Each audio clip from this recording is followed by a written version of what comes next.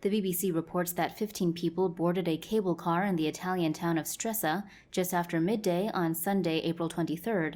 This cable car system moves tourists at a relatively high speed, taking only 20 minutes to complete the steep journey from Stresa to a lookout point on Mount Montaron. When the cable car was only 300 meters from the top, it seems that a cable snapped and the car fell about 20 meters and rolled down the steep slope before being stopped by trees. Nearby hikers reportedly heard a loud hiss before the crash. Some of those who died were thrown from the car. Of the 15 passengers, 14 died, while the only survivor is being treated for serious injuries in a nearby hospital. The disaster is likely to renew doubts about Italy's transport infrastructure. In 2018, the Morandi bridge in Genoa collapsed after years of neglect, killing 43 people.